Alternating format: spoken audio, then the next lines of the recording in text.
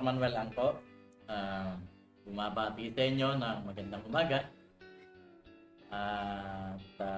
Patuloy na nagpapasalamat sa inyong walang sawang panonood, pagsubaybay, pag-share at pagla-like ng ating video sa ating YouTube TV. Tayo po ay magpapatuloy sa ating mga aralin. Ito po ay lesson number 20. Ang pamagat po nito ay ano ba ang tungkulin ng isang ama sa pamilya? Ang isang ama ay inihahalin tulad sa isang haligi ng tahanan. Bakit po? Kapag tulad ng isang ama, ang haligi ang siyang nagdadala sa buong kabahayan. Ngunit maging ang pagiging ama ng isang ama sa isang tahanan ay hindi na po nagagampanan ng tama sa panahon ito. Ang dahilan, maraming ama ang nagiging batayan nila sa pamumuno sa kanilang pamilya ay ang sistema ng mundo at hindi sa kung ano ang itinuturo ng Biblia. Kaya ang nagiging resulta ay ang malagim na pagkawasak ng pamilya.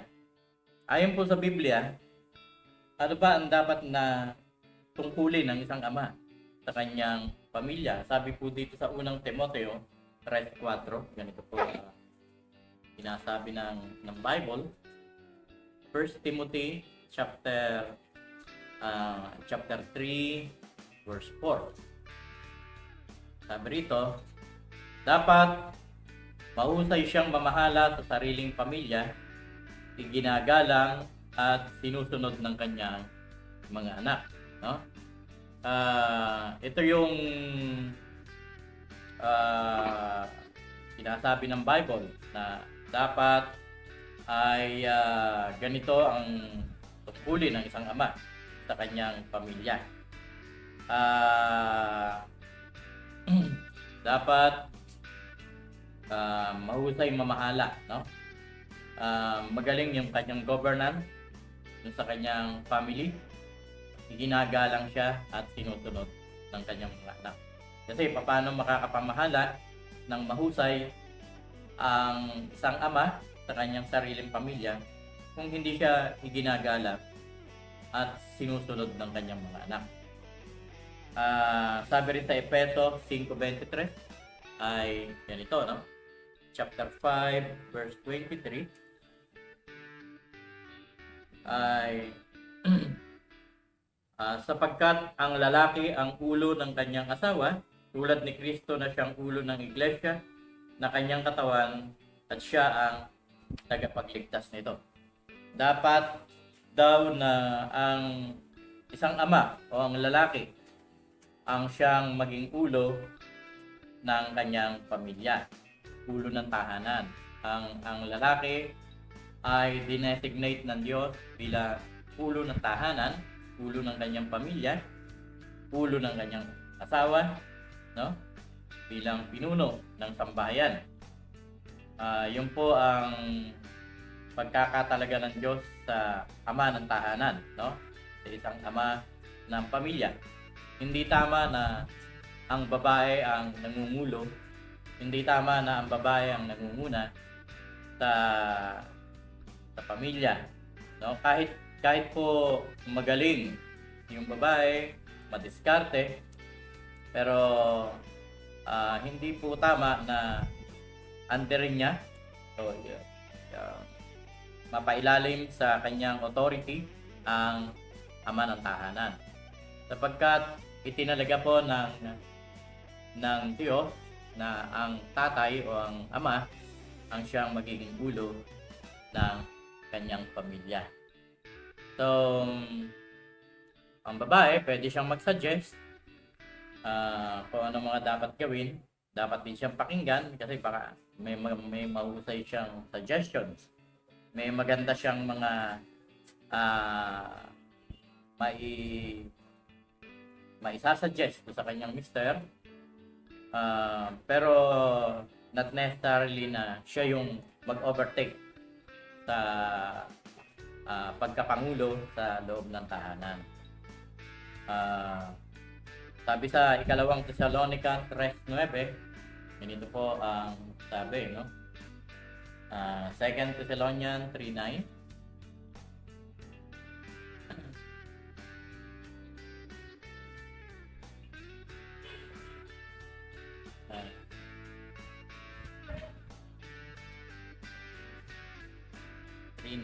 Chapter 3 verse 9. Sabi rito ay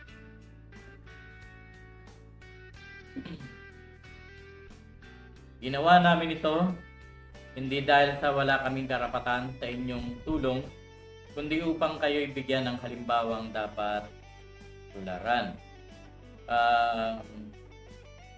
Yun, dapat ang isang ama ay maging modelo o maging huwaran na dapat tularan. Pangunahan niya ang kanyang pamilya sa pagsunod o pagsasabuhay ng salita ng Diyos, no? Siya yung maging huwaran, hindi yung siya yung huwaran ng kadiliman, no? Huwaran siya ng salita ng Diyos. Nakikita sa buhay niya kung ano sinasabi ng Bible, no?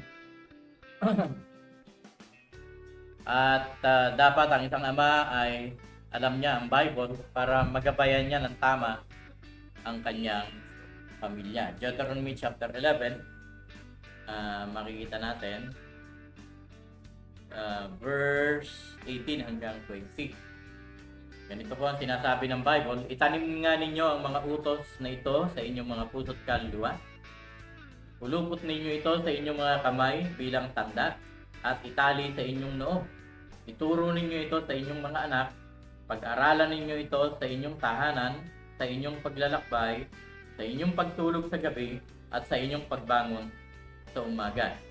Sulat ninyo ito sa mga hamba ng pintuan ng inyong bahay at tarangkahan upang kayo at ang inyong mga anak ay mabuhay ng matagal sa lupaing ipinangako ni Yahweh sa inyong mga ninuno. So, dito makikita natin na tungkulin ng isang ama na gabayan niya o yung kanyang pamamalakad sa kanyang pamilya, sa kanyang tahanan ay Bible based, no? Nakaangkla sa Biblia. Lahat ng kanyang mga prinsipyo, mga patakaran sa loob ng pamilya dapat hango sa Bible, no? Galing sa salita ng Diyos. Ang Bible ang kanyang gabay. Sabi nga doon sa awit 119:105, ganito po ang sabi, no? Awit 119:105.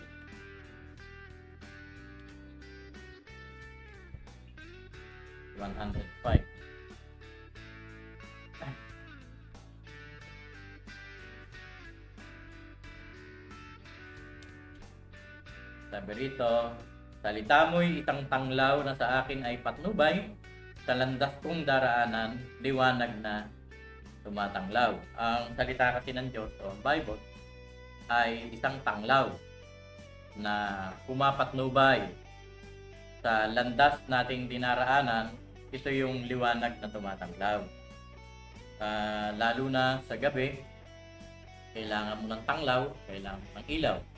Pagka wala kang ilaw, pwede kang matalisod, pwede kang madapa, mabangga, mauntog, kung ano-anong kapahamakan ang pwede mong ma-experience kapag wala kang dalang ilaw. Sa mundong ito, pag hindi mo dala ang salita ng Diyos, pag hindi ito ang ipinapatupad mo sa buhay mo at sa pamilya mo, lalo na tatay ka, puro kapahamakan yung mangyayari sa pamilya mo at sa sarili mo, no? Kasi wala kang dalang, ang mundo ay madilim, pinadilim ng kasalanan. Kaya kapag wala kang dalang tanglaw na Bible, ang Bible ay tanglaw. So, saan mo dadalahin yung pamilya mo? saan mo dadalahin yung sarili mo mismo. At kung ano nakikita ng bata sa iyo, yun yung gagayahin, no? Nakikita ng bata, malakas kang manigarilyo, so, darating ang araw, ang mga anak mo, ganun din mangyayari. Nakikita ng mga bata, malakas kang uminom, so gagayahin yan. Kasi modelo ka eh. Ikaw ang role model, no? Sa pamilya nyo. Nakikita, hindi ka nagbabasa ng Bible, so gagayahin yan ng mga bata. Nakikita, palamura ka, gagayahin ng mga bata yan. Kasi ikaw yung halimbawa, ikaw yung modelo doon sa loob ng tahanan. Sa'yo nakatingin yung pamilya mo, yung mga anak mo, yung asawa mo. So, dapat, sabi nga rito sa verse 19, no? Dapat verse 19 ng Deuteronomy chapter 11. Dapat niyang i-Bible study yung kanyang pamilya para maitanim sa kanila ang salita ng Diyos. No? Dapat meron kayong devotion sa umaga. Salita ng Diyos. Hindi yung kay aga-aga buhay ng kapitbahay yung pinag-uusapan, no?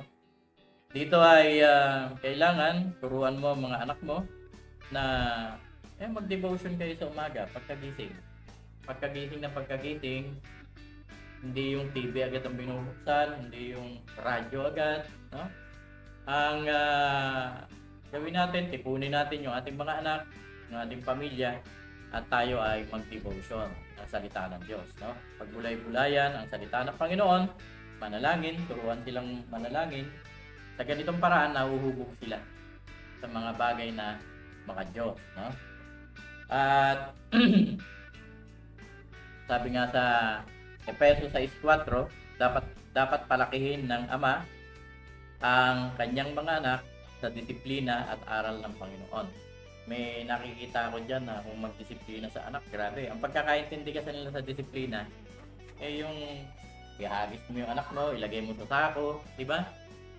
Layasin mo, o kaya paluin mo ng 2x2. Ganun ang pagkakaintindi nila sa disiplina. Pwede mo naman disiplinahin yung anak mo na malumanay. Salitaan ng Diyos ang gagamitin mo, di ba? Tuturuan mo siya. Kasi kaya naman nagkakamali yan, kasi hindi niya nga alam yung kanyang ginagawa. Kailangan ng gabay ng isang magulang, ng isang ama. Kung ikaw na ama, wala ka ring alam sa Bible, ano ituturo mo sa anak mo? Ha? Yan. Kaya, maraming pamilya ngayon nagkakawendang-wendang. Ang unang tinitira kasi ng dyablo, pamilya eh. Kasi pag nasira ang pamilya, sira ang barangay. Kung ang lahat ng pamilya ay sira lahat ang buong barangay. Kung sira ang isang barangay, ang bawat barangay, sira ang isang bayan. Pag sira ang isang bayan, sira ang buong bansa. Wasak ang buong bansa. Kaya ang tinitira talaga ng dyablo, pamilya. Yan ang una niyang winawasak. Kasi ang kanyang goal, wasakin ang buong bansa. Dalahin sa impyerno, no? Kaya pagka ang pamilya ay hindi napatakbo ng maayos ng isang ama, hindi niya nagampanan yung kanyang tungkulin bilang mabuting modelo, no? Ay talagang gano'n ang mangyayari. Pagkawasak, no? Pagkawasak ng pamilya, pagkawasak ng bayan, pagkawasak ng bansa. So, pag nagdidisiplina tayo sa anak natin, sabi nga gano'n, huwag mo naman paabutin doon sa punto na nagre-rebelde yung bata dahil sa wala namang ayos, military discipline ko no? Samantalang ikaw, wala kang disiplina sa sarili mo. Gano'n naman kadalasan eh. Yung nagdidisiplina, yun ang walang disiplina. Ang kailangan, pag nagdidisiplina tayo, may kalakip na pag-treat. No? Kung papalo ka rin lang sa anak mo, hindi naman pinagbabawal ng Bible yan, paluin mo yung anak mo. Paluin mo na may pagmamahal. Kasi yung iba naman, ang palo, namamalo na may puot sa puso. Pag ang pagpalo ay may puot sa puso, masakit yan. Hindi yan tanggap ng bata. Pero yung palo na may pag-ibig, nararamdaman ng bata na mahal siya ng kanyang magulang. Gusto lang siyang ituwid. No? So, bata minsan nakikita ko sa FB, bata, ang pinampapalo, sinturon, no? Grabe naman yan. Baby pa, halos baby pa eh. Mga 3 years old siya, no? Iyak-iyak na yung bata, nagkikisay-kisay na sa sakit, ayaw pa ng tigilan. Disiplina ba yun? So, ilalaking yan, magre-rebelde yan, no? Sabi nga nung tanong nga yung isang bata, sabi niya, "Nay, bakit lagi akong binubugbog ni tatay?" Anak, kaya niya ginagawa yun kasi mahal ka niya. Ah, ganun po ba, Nay? Sana, lumaki na kagad ako. Bakit, anak? Para makaganti ako ng pagmamahal kay tatay. No? Ang mali kasi ang konsepto ng pagdidisiplina ng ibang ama. Kaya yun ang nangyayari, yung mga anak nagre-rebelde. Ng panahon, pagdating ng panahon, lumalaban yung bata, napapatay pa nga yung ama, di ba? O minsan, dahil mali yung paraan ng pagdidisiplina. Habang bata yan, hindi yan makakapalag sa'yo. Paano kung lumaki na yan? Ang problema, pag lumaki yan, ikaw matanda na, mahina ka na. So, lahat ng ginawa mo na hindi maganda nung kabataan niya, ibubuhos niya sa'yo yun. Gagawin niya rin sa'yo, no? Yung nakita minsan ng isang bata na yung kanyang lolo ay doon pinatutulog sa kulungan ng aso at binibigyan ng pagkain, nilalagay doon sa bao ng nyug, no? Doon lang inilalagay at mga tira-tira pa, kung minsan may panis pa. Nakikita ng bata yon. Ngayon, dumating ang panahon na nakita nila yung bata, nililinis yung isang bao. Pinapakintab. Nagtanong yung tatay, sabi, "Anak, anong gagawin mo dyan sa bao?" "Ah, wala ito, tay. Inaayos ko lang to kasi para pagtanda mo, dito rin kita pakakainin. Gaya ng ginagawa mo kay lolo." So, yun ang kung ano yung minumodelo mo sa bata, yun ang gagayahin niya. So, sabi rito, Efeso 5:28, dapat niyang mahalin at irespeto ang kanyang asawa. No? Dapat niyang mahalin. Yung iba, walang respeto sa asawa. Binubugaw pa. Yung iba, walang respeto sa asawa, no? Kung ano-anong ginagawang kababuyan pagdating sa sex, no? Yung mga ganon, binababoy yung asawa. So, nagagalit ang Diyos sa ganon. Dapat mahalin yung babae, yung asawa nyo, mahalin nyo kasi katuwang nyo yan sa buhay, no? Respeto, mahalin, mahina ang babae, hindi siya kasing lakas ng lalaki. So, kailangan niya ng alalay ng kanyang husband, ng lalaki. So, dapat siyang respeto, igalang, at mahalin. Para kasi kung hindi mo ginagalang ang asawa mo, hindi rin gagalang ng mga anak mo yan. Kasi nakikita ng mga anak mo yung ginagawa mo sa movies mo. So, sa'yo muna, lalaki, magsisimula ang pagrespeto at pagmamahal sa asawa. So, Genesis chapter 3 verse 17 to 19, dapat siyang maghanap buhay, dapat na maghanap buhay yung lalaki para sa ikabubuhay at sa pangangailangan ng kanyang pamilya. Ang sabi dun sa Exodus 23 verse 12, 6 na araw lamang dapat na magtrabaho, hindi yung pati linggo yung para sa Panginoon kinukuha, no? Marami akong nakikitang ganyan na pati linggo kinukuha, pati yung buong pamilya tinuturuan na magtrabaho pag linggo sa halip na sumamba sa Diyos. Ang ikapitong araw ay para kay Yahweh, para sa Diyos, at dapat nating purihin ang Diyos sa ikapitong araw. Dapat mamahinga tayo, sabi dun sa Exodus 20 chapter 8 verse 11 at dun sa Levitico 23 verse 3. At dapat isama ang pamilya sa pagdalo sa gawain ng Panginoon. Dapat hindi kinakaligtaan ang pagdalo sa mga pagtitipon. Sanayin mo ang family mo na i-practice yung weekly kayo ay nasa church, sumasamba sa Diyos. Kasi sinabi naman ng Matthew 6:33 na kapag inuna mo ang Diyos sa buhay mo, ang lahat ng bagay idadagdag na lang niya sa'yo. Kaya ang problema, pati linggo sinasakop, no? Nagtatrabaho, o kung hindi, ginagawang araw ng pamamasyal ng linggo. Ang araw po ng linggo ay hindi araw ng pamamasyal. Ang araw ng linggo ay hindi araw ng pag-iinuman, ng sabong, o kung anumang mga ano, no?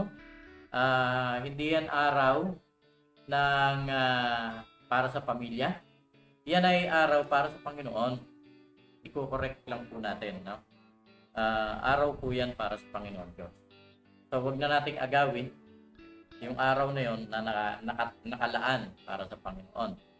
Ibigay natin sa Diyos yung para sa Kanya.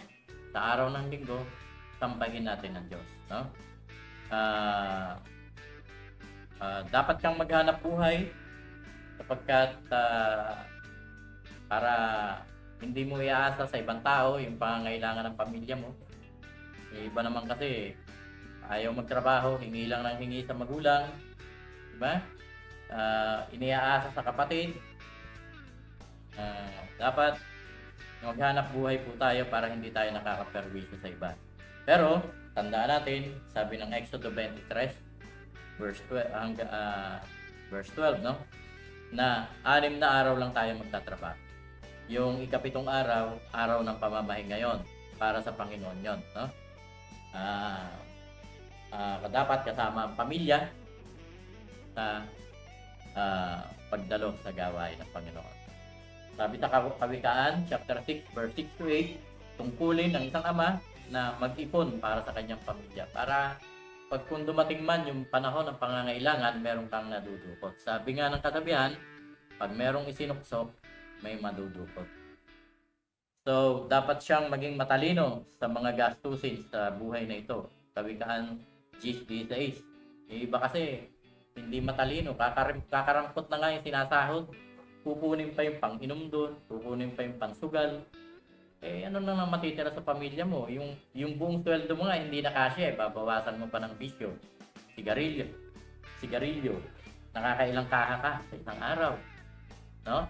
Kung kukwentahin mo yon, ilang taon ka nang naninigarilyo, ang laki na sana ng ipon mo, no?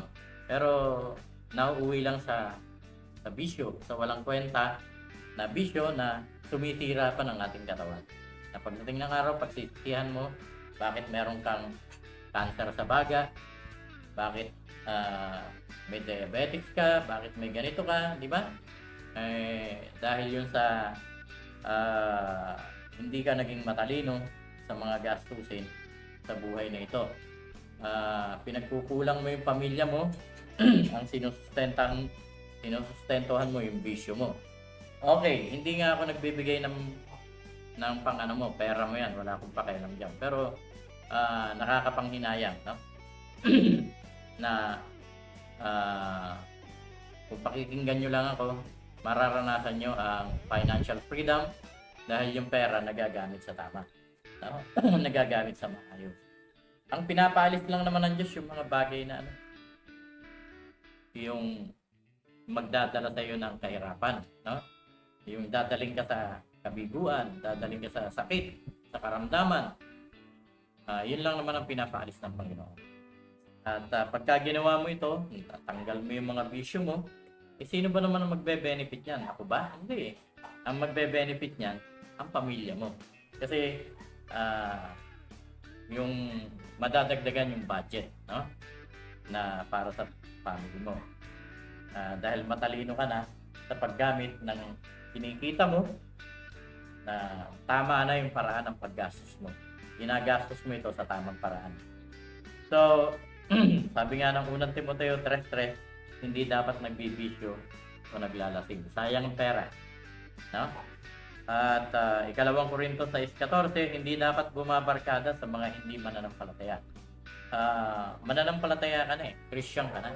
Sabi nga ng 2 Corinthians 6:14, hindi ka na dapat makisama sa mga hindi mananampalataya na parang kapareho mo siya. Mananampalataya ka na, nakikipag-inuman ka pa. Mananampalataya ka na, magawa ka pa ng mga bagay na ginagawa ng mga hindi mananampalataya. So, hindi tayo dapat bumabarkada sa mga hindi mananampalataya. Eh kung hindi tayo dapat bumarkada sa mga hindi mananampalataya, kanino tayo dapat bumarkada? Doon sa kapwa mong mananampalataya. Kasi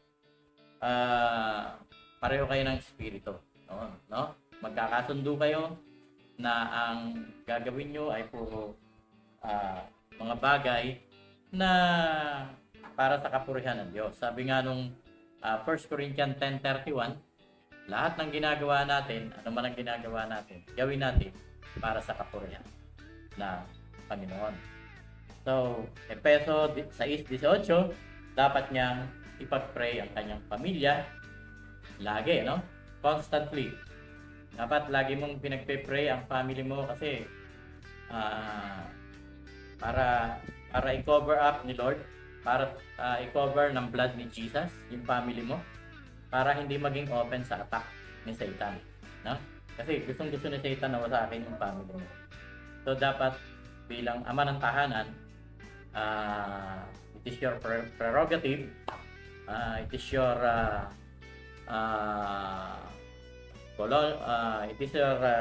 colossal responsibility to pray constantly for your family.